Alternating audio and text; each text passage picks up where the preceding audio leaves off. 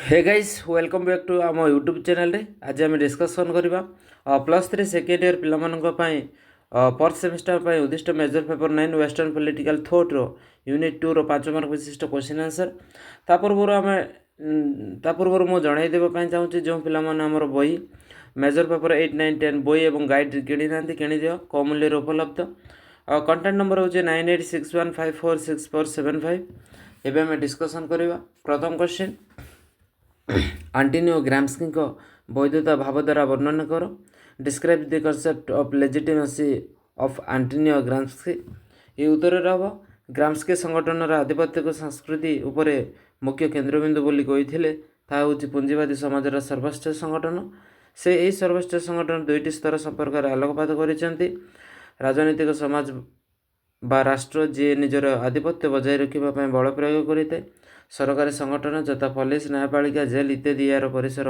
अटंती बृहत संगठन सहित जड़ित यही संगठन को बलपूर्वक संगठन बा शक्ति प्रयोगर संगठन बोली कहुए सभ्य समाजर नागरिक मानकर मतामत प्राप्त हो निजर अभ्यास आधिपत्य को विस्तार करते बृहत संगठन यही अंशटी भित्तिभूमि सहित अधिक संपर्कित होता है और आपाततः स्वयंशासित अटे संगठन सहित जड़ित होता यही अंश को वैधतार संगठन बोली कहुए ग्राम्स्की ही बृहत संगठन अंशटी अधिक जत्नवान बोली कहते ग्राम्स्की मत सभ्य समाजर यही अनुष्ठान को परिवार विद्यालय गिर्जा और नागरिक मान आईन व्यवहार विषय परिचित कराए और शासक गोष्ठी और अधिकार कर्तृत्व मान यथा सम्मान प्रदर्शन करने शिक्षा दि जाए यह संगठन पुंजीवादी श्रेणी मान शासन को वैधता बोली ग्रहण करे एपरिक यही शासन व्यवस्था कौन से अन्याय हेले भी तार न्याय बोली ग्रहण करा तेणु या वैधता संगठन बोली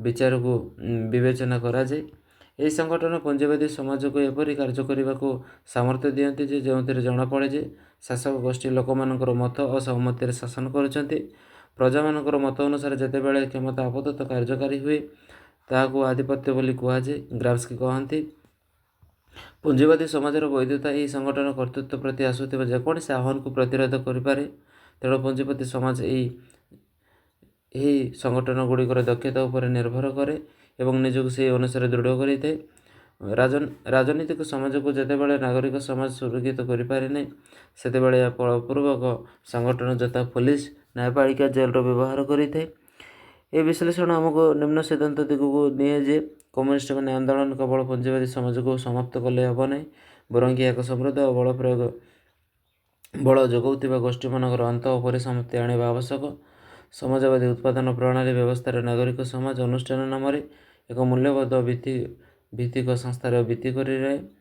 सामाजिक व्यवस्थार संस्कृति और मूल्यबोध को परिवर्तन कर लोक मध्य समाजवाद मूल्यबोध प्रवेश करने सद्य उद्यम आवश्यक ग्राम्स्की मत पुंजीवाद पाउंसर आपे आपे वास्तव समाज को जन्म नेब बोली भाविबा एक निरर्थक आशा अटे। द्वितीय क्वेश्चन देख आधिपत्य संपर्क ग्राम्स्की मतामत कौन discuss the view point of hegemony of Gramsci या उत्तर हम आधिपत्य व हेजिमनी शब्द सर्वप्रथम रूसियार मार्क्सपंथी मुख्यतः लेनिन द्वारा व्यवहृत होता गणतांत्रिक विप्लव माध्यम श्रमिक मान राजनीतिक नेतृत्व देवाई से ही शब्द व्यवहार करते पुंजीवादी समाज विप्लव अपरिहार्य बोली से रक्षणशील मार्क्सवादी मैंने भविष्यवाणी करते विंश शताब्दी आधे पर्यंत कौन से विकसित राष्ट्र प्रकार विप्लव परिदृश्य होता घटी नाला ग्राम्स्की परामर्श देते पुंजीवादी केवल हिंसात्मक अनैतिक बल द्वारा नियंत्रण जारी करे बरं आदर्श द्वारा विचार को व्यवहार करे बुर्जिया आधुनिक श्रेणी मैंने यही आधिपत्य संस्कृति विकास करती जी कि निजर निजस्व मूल्यबोध चिंताधारा प्रसार करे या फल स्वरूप साधारणतः भाव में समस्त मूल्यबोध हो पार सरबरा श्रमिक श्रेणी मैंने निजर मंगल सहित पुंजीपति मानकर मंगल कामना कर हिंसा बदल स्थिर अवस्था शांति बजाय रखती यह भाव द्वारा अधिक विस्तारित कर ग्राम्स्की कहते सरकारी दल व पुंजीपति मैंने निजर नियंत्रण को जारी रखापी विभिन्न उपाय अवलंबन करती आधिपत्य भाव द्वारा ग्राम्स्की निजस्व मौलिक अवदान अटे। ग्राम्स्की मत प्रत्येक समाजर दुईटी श्रेणी जता उत्पादक गोष्ठी और धनिक गोष्ठी और श्रमिक गोष्ठी श्रमिक शक्ति रही था प्रथम श्रेणी द्वितीय श्रेणी बा श्रमिक गोष्ठी निजर आधिपत्य विस्तार करती शासन करती ଏହା ମାର୍କ୍ସବାଦୀ ଚିନ୍ତାଧାରାର ମଧ୍ୟରେ ପ୍ରତିଫଳିତ ହୋଇଛି। ଏଠାରେ ପୁଞ୍ଜିବାଦୀଙ୍କ ରାଷ୍ଟ୍ର ଦୈନିକ ଶ୍ରେଣୀ ସହିତ ଏକ ପରିଚାଳନା କମିଟି ଅଟେ। ରାଷ୍ଟ୍ର ଶାସନ ପ୍ରକ୍ରିୟାକୁ ବୈଧତା କରିବା ସଙ୍ଗେ ସଙ୍ଗେ ଏହାକୁ ବୃଦ୍ଧି କରିବା ପାଇଁ ସୁଯୋଗ ପ୍ରଦାନ କରେ। ଶାସକ ଗୋଷ୍ଠୀ ଅର୍ଥନୈତିକ ଉତ୍ପାଦନ ଯୋଗୁଁ କ୍ଷମତାରେ ରହିବାକୁ ଅସମର୍ଥ ହୁଅନ୍ତି। ଗ୍ରାମ୍ସ୍କି ଏ ପ୍ରକାର ମାର୍କ୍ସବାଦୀ ସ୍ଥିତି ସହିତ ସହମତ ହୋଇନାହାନ୍ତି। ଗ୍ରାମ୍ସ୍କି ମତରେ ଶାସକ ଗୋଷ୍ଠୀ ସେମାନଙ୍କର ପ୍ରଭାବକୁ ବିଭିନ୍ନ ଉପାୟରେ ଚାଲୁ ରଖନ୍ତି ଏବଂ ବଳର ପ୍ରୟୋଗ ଏବଂ ଅର୍ଥନୈତିକ କ୍ଷମତାର ପ୍ରୟୋଗ ଲୋକମାନଙ୍କର ମତାମତ ଶକ୍ତି ଏକମାତ୍ର ମାଧ୍ୟମ ନୁହେଁ। ଏହା ବଳରେ ବୁର୍ଜୋଆ ଓ ଅନ୍ୟ ଶ୍ରେଣୀର ଲୋକମାନଙ୍କ ପ୍ରଭାବ ବିସ୍ତାର କରନ୍ତି। ଗ୍ରାମ୍ସ୍କି ଦୁଇଟି ଦଳବିହୀନ ପ୍ରଣାଳୀ ଉପରେ ଦୃଷ୍ଟିପାତ କରିଥାନ୍ତି। ପ୍ରଥମ ପଏଣ୍ଟ ହେଉଛି ସରକାରୀ କଳ ନିଜର ସାମର୍ଥ୍ୟ ଶକ୍ତି ବଳରେ ନିଜର ବିଚାରଧାରା ଏବଂ ଭାବଧାରାକୁ ସାଧାରଣ ଜନତାଙ୍କ ଉପରେ ନ୍ୟସ୍ତ କରିବା ଯତ୍ନବାନ ହୋଇଥାନ୍ତି। ଶାସକ ଗୋଷ୍ଠୀ ବିଭିନ୍ନ ସାମାଜିକକରଣ ଏବଂ ପ୍ରକ୍ରିୟା ଦ୍ୱାରା ନିଜର ସଂସ୍କୃତିକୁ ସେମାନଙ୍କ ମଧ୍ୟରେ ଶାସିତ ସେମାନଙ୍କ ମଧ୍ୟରେ ପ୍ରବେଶ କରିବାକୁ ଚେଷ୍ଟା କରିଥାନ୍ତି। ଜନସାଧାରଣଙ୍କ ମନକୁ ପରିବର୍ତ୍ତନ କରି ପୁଞ୍ଜିବାଦର ସଂସ୍କୃତି ଉତ୍ତମ ବୋଲି ସାବ୍ୟସ୍ତ କରିବାକୁ ପଛାଇ ନଥାନ୍ତି। ଏହିଭଳି ଭାବଧାରା ସାଂସ୍କୃତିକ ଆଧିପତ୍ୟ ମଧ୍ୟରେ ଶାସକ ଗୋଷ୍ଠୀ ନିଜର କ୍ଷମତା ପ୍ରୟୋଗ କରିଥାନ୍ତି। ଦ୍ୱିତୀୟ ନମ୍ବର କ୍ୱେଶ୍ଚିନ୍ ହେଉଛି, ଦ୍ୱିତୀୟରେ ଗ୍ରାମ୍ସ୍କି କହିଛନ୍ତି ଶାସକ ଗୋଷ୍ଠୀ ସବୁ ସମୟରେ ନିଜର ସଂକୀର୍ଣ୍ଣ ସ୍ୱାର୍ଥ ଦ୍ୱାରା ଗୁରୁତ୍ୱ ବହନ କରିନଥାଏ। ଶାସକ ଗୋଷ୍ଠୀ ନିଜର ଶକ୍ତି ବୃଦ୍ଧି କରିବା ପାଇଁ ଅନେକ ସ୍ଥାନରେ ସହଯୋଗ ବୁଝାମଣା ସନ୍ଧି ଚୁକ୍ତି ସମାଜର ଅନ୍ୟ ଗୋଷ୍ଠୀମାନଙ୍କ ସହିତ ପାଦ ମିଳାଇ ଚଳିବାକୁ ଚେଷ୍ଟା କରେ। ଏହା ଫଳସ୍ୱରୂପ ଐତିହାସିକ କ୍ଲବ ଗଠନ ହୁଏ ଏବଂ ଶାସିତ ଗୋଷ୍ଠୀମାନଙ୍କ ସହମତି ହାସଲ କରିବାକୁ ଶାସକ ଗୋଷ୍ଠୀମାନଙ୍କର ଏକ ଅଭିନବ ପ୍ରଣାଳୀ ଅଟେ। ଆଉ 3 ନମ୍ବର ପଏଣ୍ଟ ହେଉଛି ନାଗରିକ ସମାଜ ସମ୍ପର୍କରେ ଗ୍ରାମ୍ସ୍କିଙ୍କ ମତ। Discuss the view of Gramsci on civil society. ଫାଶୀବାଦ ଜେଲ୍ ଭିତରେ ପ୍ରାଣତ୍ୟାଗ କରିଥିବା ପ୍ରସିଦ୍ଧ ସାମ୍ବାଦିକ ସାମ୍ୟବାଦୀ ନେତା ଗ୍ରାମ୍ସ୍କି ନାଗରିକ ସମାଜର ଜଣେ ପ୍ରମୁଖ ତତ୍ତ୍ୱବିତ୍ ଥିଲେ।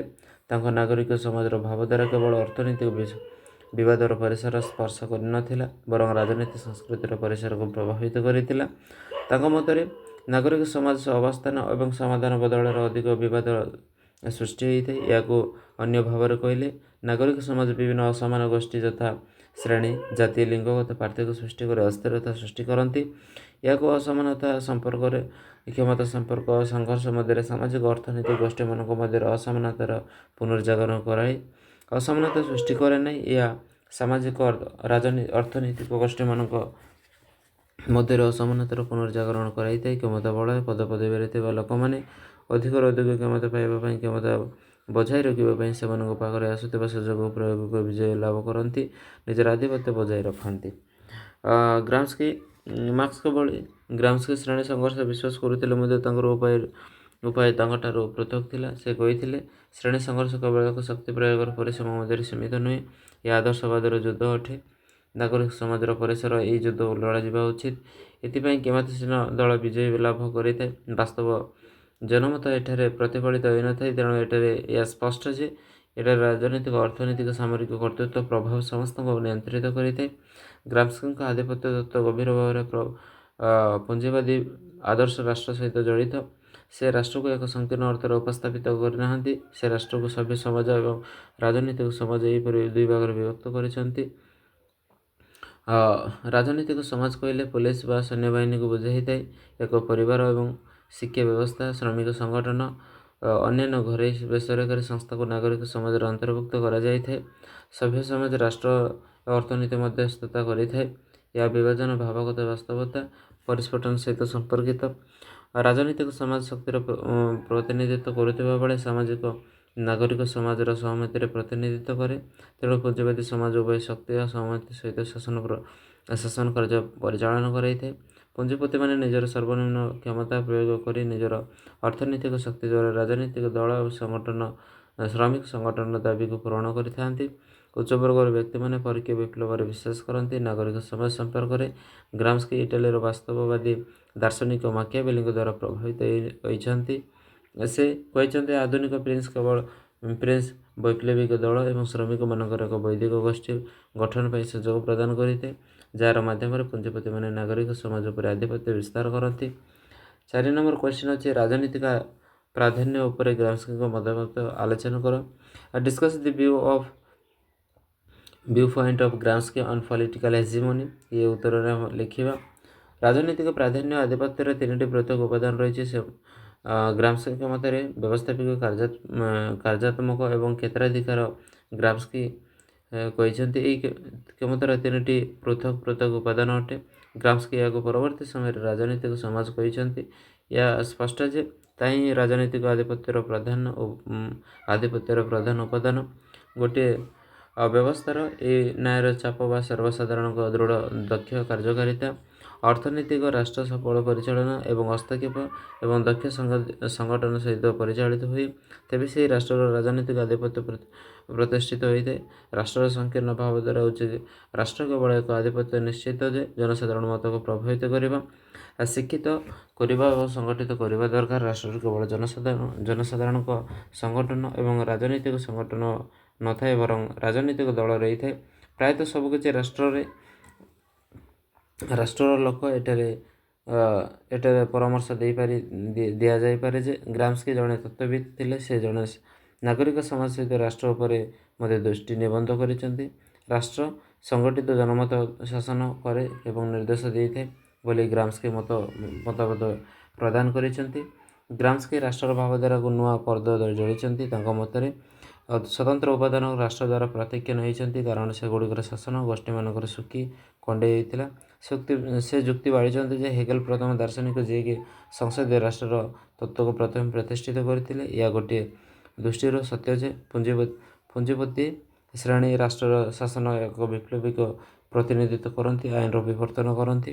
ପୁଞ୍ଜିପତି ରାଷ୍ଟ୍ର ସହମତିରେ ମୋହର ଏବଂ ଇଚ୍ଛାର ଉପରେ ନିର୍ଭର କରେ। ରାଷ୍ଟ୍ର ଆଇନକୁ ଅର୍ଥନୈତିକ ଓ ନୈତିକ ରାଜନୈତିକ ଭୂମିକା ପ୍ରଦାନ କରେ। ବୁର୍ଜୋଆ ଓ ବୁର୍ଜୋଆ ଶ୍ରେଣୀର ସାମିଲ ହେବାର ସୁଯୋଗ ପାଇଥାଏ। ସାମନ୍ତବାଦୀ ଜମିଦାରୀ ବ୍ୟବସ୍ଥା ଭଳି ଏକ ଜାତୀୟ ନୁହେଁ। ଏହି କାରଣରୁ ଏହା ଅନ୍ୟ ଶ୍ରେଣୀମାନଙ୍କୁ ନିଜର ସ୍ତରକୁ ପୋଛି ଦେବା ପାଇଁ ପ୍ରବର୍ତ୍ତାଇଥାଏ, ଶିକ୍ଷା ପ୍ରଦାନ କରିଥାଏ ଏବଂ ଗ୍ରାମ୍ସ୍କିଙ୍କ ମତ ଅନୁସାରେ ଏହା କୁହାଯାଇପାରେ ଯେ ଏହା ସମାଜକୁ ପୂର୍ଣ୍ଣ ବିଲୋପ କରିବାକୁ କହିଥିଲେ। ସେ ବୁର୍ଜୋଆମାନଙ୍କ ମନ୍ଦ ଭୂମିକାକୁ ପ୍ରତିପାଦନ କରିଛନ୍ତି। ଏଠାରେ କୁହାଯାଇପାରେ ଯେ ରାଷ୍ଟ୍ର ଓ ଆଇନ ନିଜର ସାମର୍ଥ୍ୟ ହରାଇ ଏବଂ ସଭ୍ୟ କରିବା ଭୂମିକା ନାଗରିକ ସମାଜକୁ ହସ୍ତାନ୍ତର କରିଥାଏ। ପୁଞ୍ଜିପତିମାନେ ନିଜର କେତେକ ଅଂଶରୁ ମୁକ୍ତି ହୁଅନ୍ତି ଏବଂ ସେଥିରୁ ପ୍ରମାଣିତ ଯେ ପୁଞ୍ଜିପତି ରାଷ୍ଟ୍ର ଏକୀଭୂତ କ୍ଷମତା ହେଉଛି ରାଜନୈତିକ ସମାଜର ସଂଗଠନ। ଗ୍ରାମ୍ସ୍କି ବିଶ୍ଳେଷଣ କରି କହିଛନ୍ତି ଯେ ରାଷ୍ଟ୍ର କେବଳ ଏକ କାର୍ଯ୍ୟପାଳିକା ସରକାର ନୁହେଁ, କିନ୍ତୁ ଏହା ଆଧିପତ୍ୟ ସ୍ୱତନ୍ତ୍ର ଉପାଦାନ ଅଟେ। ଅନ୍ୟ ଭାଷାରେ ଏହାକୁ ନାଗରିକ ସମାଜ ଅଟେ। ରାଷ୍ଟ୍ର କେବଳ ଏକ ରାଜନୈତିକ ଏବଂ ନ୍ୟାୟିକ ସଂଗଠନ ନୁହେଁ ଏବଂ ପୁଞ୍ଜିପତିମାନଙ୍କ ଶାସନ ବ୍ୟବସ୍ଥାରେ ସଭ୍ୟ ସମାଜର ଅଭ୍ୟୁତ୍ଥାନ ଏବଂ ପ୍ରାଧାନ୍ୟ ସ୍ୱତନ୍ତ୍ର କ୍ଷମତା ବିସ୍ତାର ଏକ ଐତିହାସିକ ପ୍ରବୃତ୍ତିର ବିସ୍ତାର କୁହାଯାଏ। ସେମାନେ ହିଁ ପ୍ରକୃତରେ ରାଷ୍ଟ୍ରର ଅଟନ୍ତି। ସେ ଯୁକ୍ତି ବାଢ଼ିଛନ୍ତି ଯେ ବାସ୍ତବରେ ରାଷ୍ଟ୍ର ଓ ନାଗରିକ ସମାଜର ସମ୍ପର୍କରେ ଏକ ବିସ୍ଥାପିତ ବା ପୃଥକୀକରଣ ନୁହେଁ, ବରଂ ଏକ ପ୍ରକାର ଏକ ସମାନ୍ତରାଳ ସମ୍ପର୍କ। 5 ନମ୍ବର କ୍ୱେଶ୍ଚିନ୍, ଐତିହାସିକ ଘଟଣାବଳୀ ଉପରେ ଗ୍ରାମ୍ସ୍କିଙ୍କ ମତାମତ ଆଲୋଚନା କର। Discuss the view of Gramsci the nation of historicism. ଐତିହାସିକ ଘଟଣାବଳୀ। ଏହା ଉତ୍ତରରେ ଆମେ ଲେଖିବା 1914ରୁ 1915 ମସିହାରେ ମାର୍କ୍ସବାଦୀ ଆଦର୍ଶ ସମ୍ପର୍କରେ ଗ୍ରାମ୍ସ୍କି କେତେକ ବକ୍ତୃତା ଶୁଣିଥିଲେ। ଏହି ସମୟରେ ସେ ସଂଗଠନ ଓ ବୃହତ୍ ସଂଗଠନ ସମସ୍ୟାର ସମ୍ପର୍କ ବିଷୟରେ ଆଲୋକପାତ କରିଥିଲେ। ମାର୍କ୍ସ ଅର୍ଥନୈତିକ ଉପାଦାନ ଉପରେ ଗୁରୁତ୍ୱ ଦେଇଥିଲେ। ଏହି ଉପାଦାନ ସମାଜର ପରିବର୍ତ୍ତନ ଆଣିବାରେ ଏକ ଗୁରୁତ୍ୱପୂର୍ଣ୍ଣ ଭୂମିକା ନିର୍ବାହ କରିଥିଲା। ଅର୍ଥନୈତିକ ସମ୍ପର୍କର ପରିବର୍ତ୍ତନ ନ ଆଣି ସମାଜକୁ ଗୋଟିଏ ଢାଞ୍ଚାରୁ ଅନ୍ୟ ଏକ ଢାଞ୍ଚାକୁ ପରିବର୍ତ୍ତନ କରାଯାଇ ପାରିବ ନାହିଁ। ମାର୍କ୍ସ ତାଙ୍କ ପୁସ୍ତକ କ୍ରିଟିକ୍ ଅଫ୍ ପଲିଟିକାଲ ଇକୋନୋମି ରେ ଉଲ୍ଲେଖ କରିଛନ୍ତି ଯେ କୌଣସି ସାମାଜିକ ଶୃଙ୍ଖଳା କେବଳ ବିଲୁପ୍ତ ନୁହେଁ, ନିଜର ବିକାଶ ପାଇଁ ଉତ୍ପାଦିତ ଶକ୍ତିଗୁଡ଼ିକର କୌଣସି ସ୍ଥାନରେ ଦେଇନାହିଁ। ଗୋଟିଏ ନୂତନ ଉତ୍ସ ଉତ୍ପାଦନ ସମ୍ପର୍କ କେବେ ଆବିର୍ଭାବ ହେବ ନାହିଁ, କାରଣ ପୁରୁଣା ସମାଜର ବାର୍ତ୍ତାରେ ସେ ଅର୍ଥନୈତିକ ଅବସ୍ଥା ପରିପକ୍ୱ ହୋଇ ରହିଥାଏ। ମାର୍କ୍ସଙ୍କ ମତରେ ଅର୍ଥନୈତିକ ଉପାଦାନ ସମାଜର ମୂଳଦୁଆ ହିସାବରେ ଏକ ଆଧିପତ୍ୟ ବିସ୍ତାର କରି ଭୂମିକା ନିର୍ବାହ କରିଥାଏ। ରାଜନୈତିକ ଉପାଦାନ ଏ କ୍ଷେତ୍ରରେ ବୃହତ୍ ସଂଗଠନ ହିସାବରେ କାର୍ଯ୍ୟ କରିଥାଏ। ଏହି ବୃହତ୍ ସଂଗଠନ ଅର୍ଥନୈତିକ ଶୃଙ୍ଖଳା ରୂପୀ ଉପସଂଗଠନ ଉପରେ ପୂର୍ଣ୍ଣ ଭାବରେ ନିର୍ଭର କରେ। ଗ୍ରାମ୍ସ୍କି ଏହି ପ୍ରକାର ମାର୍କ୍ସବାଦୀ ନୀତି ସହିତ ସହମତି ନଥିଲେ। ଏହି ଐତିହାସିକ ମଣ୍ଡଳ ସପକ୍ଷରେ ସେ ମତ ଦେଇ ଯାହାକୁ ପରିବର୍ତ୍ତନ ପାଇଁ କହିଥିଲେ। ଐତିହାସିକ ମଣ୍ଡଳ ଏକ ସ୍ଥିତି ଯେତେବେଳେ କାରଣ ଓ ଲକ୍ଷ୍ୟର ଶକ୍ତିକୁ ମିଶ୍ରଣ କରାଯାଇ ଏକ ବିପ୍ଳବୀକ ସ୍ଥିତି ତିଆରି କରାଯାଏ। ଐତିହାସିକ ମଣ୍ଡଳ ସ୍ଥିତିରେ ପ୍ରାଚୀନ ଶୃଙ୍ଖଳା ଭାଙ୍ଗିଯାଏ। ଲୋକମାନେ ଇଚ୍ଛାକୃତ ଭାବରେ ଏକ ଇତିହାସର ଗଭୀର ଅନୁଶୀଳନ କରି ପରିସ୍ଥିତିର ସୁଯୋଗର ସଦ୍ବ୍ୟବହାର କରନ୍ତି। ଐତିହାସିକ ମଣ୍ଡଳ ଯେଉଁମାନଙ୍କୁ ନେଇ ସଂଗଠନ ହୋଇଥାଏ ସେମାନେ ହେଲେ ଉତ୍ସ ସଂଗଠନ। ଓ ଭିତ୍ତିଭୂମିର ଏକୀକରଣ ବୈଷୟିକ ସ୍ଥିତିର ଆଦର୍ଶ ସମୂହ ଏହାକୁ ଅନ୍ୟ ଏକ ଭାଷାରେ କହିଲେ ହେବ ଯେ ଏହା ଯେତେବେଳେ ବୈଷୟିକ ଶକ୍ତିଗୁଡ଼ିକ ସହିତ ଗୋଟିଏ ସ୍ଥାନରେ ଉପନୀତ ହୁଅନ୍ତି ସେତେବେଳେ ବିଭାଜନ ହୁଏ। ଏହି ଘଟଣାବଳୀ ସଫଳତା ବୁଦ୍ଧିଜୀବୀମାନଙ୍କର ସଠିକ୍ ବିଶ୍ଳେଷଣ ଏବଂ ବିରୋଧୀ ଚିନ୍ତାଧାରା ଦ୍ୱାରା ବିବେକର ଅନୁମୋଦିତ ପ୍ରତିଫଳନ ହୋଇଥାଏ। ଗ୍ରାମ୍ସ୍କି ତର୍କବାଦ ନୀତି ଉପରେ ମାର୍କ୍ସଙ୍କ ସହିତ ରାଜି ହୋଇନାହାନ୍ତି ବା କିଛି ପରିମାଣରେ ଗୃହୀତ ନୀତିକୁ ବିସ୍ତୃତ ହୋଇଛନ୍ତି। ଗ୍ରାମ୍ସ୍କିଙ୍କ ମତରେ ମାର୍କ୍ସବାଦ ଏହାକୁ ବୁଝାଯାଏ ଯେଉଁଠାରେ ବୁଦ୍ଧିଜୀବୀ ଗଣଚେତନା ମଧ୍ୟରେ ବିନିମୟତା ହୁଏ ସେ ଇତିହାସର ବିକାଶ ଧାରଣାକୁ ଅନ୍ୱେଷ ଏବଂ ପାର୍ଥକ୍ୟ ମାଧ୍ୟମରେ ବୃହତ୍ ସଂଗଠନ ଓ ଉପସଂଗଠନ ସହିତ ସମ୍ପର୍କ ସ୍ଥାପିତ ହୁଏ। 6 ନମ୍ବର କ୍ୱେଶ୍ଚିନ୍ ହାବେରମାସଙ୍କ ଯୋଗାଯୋଗ କାର୍ଯ୍ୟତତ୍ତ୍ୱ ବିଷୟରେ ସାମୟିକ ଆଲୋଚନା କର। Discuss briefly on Habermas a communicative theory of action। यह उत्तर रब The theory of communicative action The theory of communicative action Germany दार्शनिक जर्जन हाबेरमासଙ୍କ द्वारा लिखित ଏକ 2 ଖଣ୍ଡ ବିଶିଷ୍ଟ ପୁସ୍ତକ ଯେଉଁଥିରେ ଭାଷା ତତ୍ତ୍ୱର ସାମାଜିକ ବିଜ୍ଞାନର ମୂଳଦୁଆ ପକାଇବା ପାଇଁ ଏକ ଉପାୟ ଖୋଜିବାର ସଂକଳ୍ପ ଜାରି ରଖିଛନ୍ତି ଯାହା on the logic of the social science 1967ରେ ପ୍ରକାଶିତ ହୋଇଥିଲା। ଦୁଇଟି ଖଣ୍ଡ ପୁସ୍ତକ ହେଉଛି reason and the rationalization of society ଯେଉଁଥିରେ ହାବେରମାସ ଯୋଗାଯୋଗ ଯୁକ୍ତିବାଦିତା ଉପରେ ଏକ ଧାରଣା ଉପସ୍ଥାପନ କରିଛନ୍ତି। Life and world system a critique of functionalist reason ଯେଉଁଥିରେ ହାବେରମାସ ସମାଜର ଦ୍ୱିସ୍ତରୀୟ ଧାରଣା ସୃଷ୍ଟି କରନ୍ତି ଆଉ ଆଧୁନିକତା ପାଇଁ ସମାଲୋଚନାତ୍ମକ ତତ୍ତ୍ୱ ପ୍ରଦାନ କରନ୍ତି। The theory of communicative action the theory of communicative ଲେଖିବା ପରେ ହାବେରମାସ କମ୍ୟୁନିକେଟିଭ୍ ଆକ୍ସନ୍ ତତ୍ତ୍ୱକୁ ନୈତିକତା ଏବଂ ଗଣତନ୍ତ୍ର ଆଇନ ତତ୍ତ୍ୱ ଉପରେ ଆଧାର ଭାବରେ ବ୍ୟବହାର କରି ଏହାକୁ ବିସ୍ତାର କରିଥିଲେ। ଏହି କାର୍ଯ୍ୟ ସାମାଜିକ ତତ୍ତ୍ୱବିତ୍ ଏବଂ ଦାର୍ଶନିକମାନଙ୍କ ଦ୍ୱାରା ଅନେକ ପ୍ରତିକ୍ରିୟାକୁ ପ୍ରେରଣା ଦେଇଛନ୍ତି ଏବଂ 1998 ମସିହାରେ ଆନ୍ତର୍ଜାତୀୟ ସମାଜ ବିଜ୍ଞାନୀ ସଂଘ ଇଣ୍ଟରନ୍ୟାସନାଲ ସୋସିଆଲ ସାଇନ୍ସ ଆସୋସିଏସନ୍ ଦ୍ୱାରା ବିଂଶ ଶତାବ୍ଦୀର ସବୁଠାରୁ ଅଷ୍ଟମ ଗୁରୁତ୍ୱପୂର୍ଣ୍ଣ ସମାଜ ବିଜ୍ଞାନ ପୁସ୍ତକ ଭାବରେ ତାଲିକାଭୁକ୍ତ କରାଯାଇଥିଲା।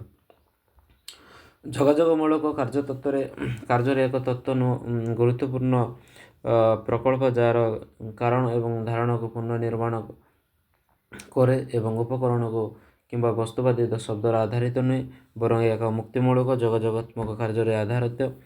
ଏହି ପୁନର୍ନିର୍ମାଣ ପ୍ରସ୍ତାବ ଦିଏ ଯେ ମାନବ କାର୍ଯ୍ୟ ଏବଂ ବୁଝାମଣାକୁ ଏକ ଭାଷାଗତ ସଂଗଠନ ଫଳପ୍ରଦ ଭାବରେ ବିଶ୍ଳେଷଣ କରାଯାଇପାରିବ ଏବଂ ପ୍ରତ୍ୟେକ ଉଚ୍ଚାରଣ ଅନାବଶ୍ୟକୀୟ ଆଧିପତ୍ୟକୁ ମୁକ୍ତିର ଆଶା ଉପରେ ନିର୍ଭର କରେ।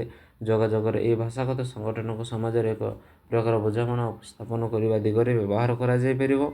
ସମାଜର ଏହି ଧାରଣାକୁ ଆଧୁନିକତାର ବିରୋଧାଭାସ ଅନୁସାରେ ସାମାଜିକ ଜୀବନ ସନ୍ଦର୍ଭରେ ଏହି ଧାରଣାକୁ ସମ୍ଭବ କରିବା ପାଇଁ ବ୍ୟବହାର କରାଯାଇଥାଏ। ଏହି ପ୍ରକଳ୍ପ ହାବେରମାସ ପୁସ୍ତକ ଜ୍ଞାନ ଓ ମାନବ ଆଗ୍ରହ 1968 ମସିହାରେ ସମାଲୋଚନାତ୍ମକ ଭାବେ ଗ୍ରହଣ ପରେ ଆରମ୍ଭ ହୋଇଥିଲା। ଏହାପରେ ହାବେରମାସ ସମାଜ ବିଜ୍ଞାନର ପ୍ରାସଙ୍ଗିକ ଓ ଐତିହାସିକ ବିଶ୍ଳେଷଣରୁ ଦୂରେଇ ଯିବା ଆରମ୍ଭ କରିଥିଲେ। ଏହାପରେ ହାବେରମାସ ସାମାଜିକ ବିଜ୍ଞାନ ପ୍ରାସଙ୍ଗିକ ଦୂରେଇ ଯିବାକୁ କିଛି ବାଛିଥିଲେ ଯାହା ଯୋଗାଯୋଗମୂଳକ କାର୍ଯ୍ୟ ତତ୍ତ୍ୱର ହେବ। ଯୋଗାଯୋଗମୂଳକ କାର୍ଯ୍ୟର ତତ୍ତ୍ୱକୁ ଭାଷାକୁ ସମାଜର ମୂଳ ଉପାଦାନ ଭାବରେ ବୁଝେ ଏବଂ ସିଷ୍ଟମ୍ ତତ୍ତ୍ୱ ବା ସିଷ୍ଟମ୍ ଥିଓରି ବିକାଶମୂଳକ ମନୋତତ୍ତ୍ୱ ଏବଂ ସାମାଜିକ ତତ୍ତ୍ୱ ଉପରେ ଆଧାର କରି ମାର୍କ୍ସବାଦକୁ ଶିଖରରେ ପହଞ୍ଚାଇବା ଏକ ପ୍ରୟାସ। ସାମାଜିକ ପାରସ୍ପରିକ ପ୍ରକ୍ରିୟା ପ୍ରାରମ୍ଭିକ ବିକାଶର ବକ୍ତୃତା ଉପରେ ଆଧାରିତ। ହାବେରମାସ ସମାଜରେ ଏକ ବୃହତ୍ ବୁଝାମଣା ପାଇଁ ତାଙ୍କ ତତ୍ତ୍ୱକୁ ବିସ୍ତାର କରିପାରିଥିଲେ। 7 ନମ୍ବର କ୍ୱେଶ୍ଚିନ୍ ହାବେରମାସଙ୍କ ଦର୍ଶନ ଏବଂ ସମାଜ ବିଜ୍ଞାନ ତତ୍ତ୍ୱ ଆଲୋଚନା କର। Discuss the philosophy and social theory of Habermas ଏହା ଉତ୍ତରରେ ଆମେ ଲେଖିବା ଜର୍ଜନ ହାବେରମାସ ଦର୍ଶନ ସମାଜ ବିଜ୍ଞାନ ତତ୍ତ୍ୱ ଏବଂ ଯୋଗାଯୋଗ କାର୍ଯ୍ୟ ତତ୍ତ୍ୱ କମ୍ୟୁନିକେଟିଭ୍ ଥିଓରି ଅଫ୍ ଆକ୍ସନ୍ ଉପରେ କେନ୍ଦ୍ରିତ ଯାହା ଯୁକ୍ତି କରନ୍ତି ଯେ ଯୁକ୍ତତା କେବଳ ବ୍ୟକ୍ତିଗତ ଚିନ୍ତାଧାରା ନୁହେଁ ଭାଷାଗତ ବା ଯୋଗାଯୋଗର ଗଠନର ମିଳନ ହୋଇଥାଏ। ସେ ଯୋଗାଯୋଗମୂଳକ କାର୍ଯ୍ୟ ମଧ୍ୟରେ ପାର୍ଥକ୍ୟ କରନ୍ତି ଯାହା ଯୁକ୍ତିଯୁକ୍ତ ଆଲୋଚନା ମାଧ୍ୟମରେ ପାରସ୍ପରିକ ବୁଝାମଣା ଏବଂ ସହମତି ପାଇଁ ଲକ୍ଷ୍ୟ ରଖେ। ସାଧନାତ୍ମକ କାର୍ଯ୍ୟ ମଧ୍ୟରେ ପାର୍ଥକ୍ୟ କରନ୍ତି ଯେ ଲକ୍ଷ୍ୟ କେନ୍ଦ୍ରିକ ଏବଂ ରାଜନୈତିକ ଫ୍ରାଙ୍କଫର୍ଟ ସ୍କୁଲ ଦ୍ୱାରା ପ୍ରଭାବିତ ହୋଇ ତାଙ୍କର କାର୍ଯ୍ୟ ଏବଂ ବ୍ୟବସ୍ଥା ଜଗତ ଉପରେ ଆଧୁନିକ ଉତ୍ତେଜନାକୁ ମଧ୍ୟ ଅନୁସନ୍ଧାନ କରେ ଏବଂ ଗଣତାନ୍ତ୍ରିକ ସହମତି ହାସଲ ପାଇଁ ଏକ ମାନଦଣ୍ଡ ଭାବରେ आदर्श भाषण परिस्थिति आइडियल स्पेस सिचुएशन प्रस्ताव देइथाय।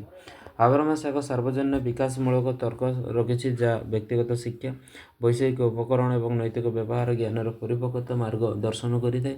से ज्ञानात्मक विकासर जीन पियागेट और नैतिक विचार विकासर लॉरेंस कहलबर्ग परिपक्व गवेषणा यही तत्व को विवेचना करती।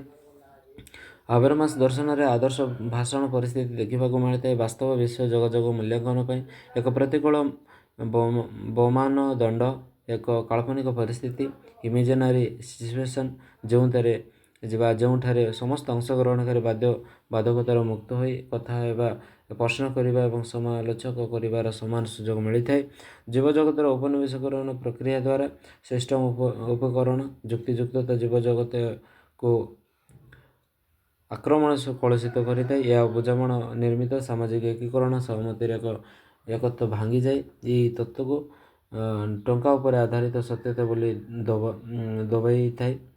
आलोचन नीतिशास्त्र को हाबरमास तत्व विस्तार कर जुक्ति बाढ़ते जे नैतिक मानदंड वैधता जुक्तियुक्त आलोचना माध्यम निर्णय कर अंशग्रहणकारी मैंने किसी वैध दाबी लेजिटिमेसी डिमांड पूरण करती। यही दाबी गुड़िक मध्य आंतरिकता तथ्यगत सत्य और सामाजिक उपयुक्तता इत्यादि अंतर्भुक्त अटे। हाबरमास फ्रांकफर्ट स्कूल प्रथम पीढ़ी उत्तराधिकारी भाव में जी समालोचनात्मक तत्व विकास करते। परिशेष ये कहुए जोगाजोगमूलक कार्य और जुक्तियुक्तता मध्य दाबी ध्यान देवाई समालोचनात्मक तत्व को ग्रहण करते एवं जुक्ति बाढ़ी जे मुक्ति केवल अर्थनीतिक संगठन समालोचना माध्यम नुहे बर आलोचना माध्यम संभव जेपरी पूर्व मार्क्सवादी मैंने केतक समय करुले। देखो 8 नंबर क्वेश्चन जॉर्ज हाबरमास और माइकल फौकॉल्ट को मध्य वितर्क आलोचना कर। Discuss the divide between the George Habermas and Michael Foucault. ये उत्तर में लिखा हाबरमास और फौकॉल्ट को वितर्क हो एक विवाद जहाँ मिचेल फ्रांकफर्ट शक्ति विश्लेषण बा पावर एनालिसिस एवं वंशानुक्रम बा हेरिडिटारी चिंताधारा किंबा जॉर्ज हाबरमास को जोगाजोग मूलक जुक्तियुक्तता एवं प्रवचन नीतिशास्त्र चिंताधारा समाज शक्तिर प्रकृति एक उत्तम समालोचनात्मक सूचना प्रदान करे नहीं। ये वितर्क हाबरमास और फौकॉल्ट केन्द्रीय धारणा गुड़िकर तुलना और मूल्यांकन करे कारण नीतिशास्त्र आधुनिकता गणतंत्र नागरिक समाज और सामाजिक कार्य सहित जड़ित अटे। यह वितर्कटी पाठ्य और अनुगामी मान मध्य एक संकल्प थिला। फौकॉल्ट और हाबरमास प्रकृत व्यक्तिगत वितर्क कर जदिव से 1984 मसीह फौकॉल्ट को मृत्यु पूर्व अमेरिकार एक आनुष्ठानिक वितर्क विषय विचार करते। फौकॉल्ट उत्तर देवार असमर्थता हाबरमास प्रबंध talking am the art of the project talking am the art of the heart of the present 1984 प्रकाशित होबार अव्यवहित पूर्व परिवर्तन करा। हाबरमास लिखिं फौकॉल्ट कांट ठारे प्रथम दार्शनिक भाव में आविष्कार करती जड़े धनुर्धर अर्थात वीर जी वर्तमान प्रकृत वैशिष्ट्य गुड़िकर हृदय वीर को लक्ष्यभेद कर आधुनिकतार आलोचना खोली दिए। किंतु इमानुएल कांट दर्शन स्वाधीनतार एक अवस्था विषय अनुमान एवं विश्व नागरिकता अनंत शांति विषय ऐतिहासिक उन्नति आड़ को प्रगतिर एक संकेत भाव में विप्लव उत्साह को करें। प्रत्येक धाड़ी कौन क्षमतार तत्वविद फौकॉल्ट उपहार को उत्तेजन करने उचित कि नुहे। तत्वविदर फौकॉल्ट निष्ठुर और दृढ़ अड़ुआल इतिहासर कौन आलोचना मनगढ़ा कहानीर स्पष्टिक गुड़िकर आच्छादित और बरफ खंडर जमाट बांधि न थाए। पुणी तार साधारण ज्ञान अनुଯାयी फौकॉल्ट जड़े ऐतिहासिक आपेक्षिकवादी जहाँकि दृढ़ अराजकतावादी भावन अच्छी से हाबरमास कांटियान भाव में जड़े अत्यंत दार्शनिक जी जुक्तियुक्त भाव में सार्वजनीन आवश्यक मानदंड बाहर कर नियोजित था। यह थिला यूनिट 2 5 मार्क विशिष्ट क्वेश्चन आंसर। या 8 मार्क विशिष्ट क्वेश्चन आंसर डिस्कसन करवा। यूनिट 3 यूनिट 4 डिस्कसन करवा। रही धन्यवाद।